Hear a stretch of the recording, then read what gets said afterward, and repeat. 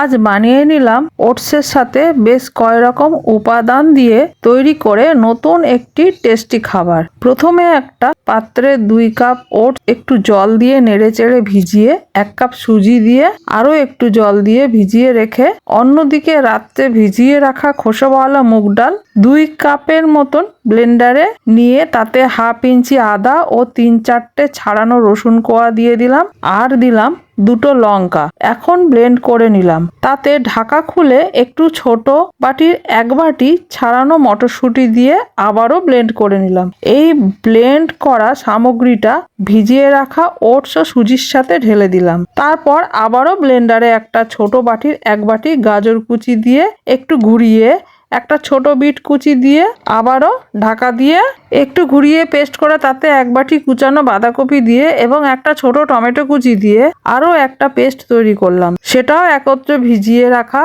Oats ও সুজির পাত্রে ঢেলে দিলাম। তারপর পরিমাণ মতন লবণ দিয়ে একত্রে সব রকম সবজি ও খোসাওয়ালা ভেজানো মুগ ডাল এবং মটরশুঁটির মিক্স পেস্ট সুন্দর করে একটা ব্যাটার পরিণত হলো।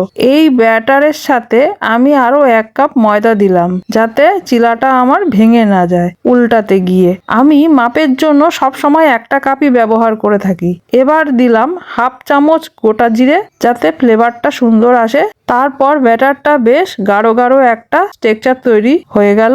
এবারে আমি উনানে একটা তাওয়া বসিয়ে তাতে 2-1 ফোঁটা সাদা তেল ছড়িয়ে হাতার সাহায্যে ব্যাটারটা দিয়ে ছড়িয়ে গোলাকৃতির শেপ দিয়ে দিয়ে একটা উল্টে পাল্টে তৈরি করে ফেললাম এই ওটসের মিক্স চিলাটা। খেতে দুর্দান্ত হয়। এটা শুধু সস দিয়েই খাওয়া যায়। আমি একটু বাঁধাকপির তরকারি ও শসা পেঁয়াজ স্লাইস করে দিয়েছি পরিবেশনের জন্য।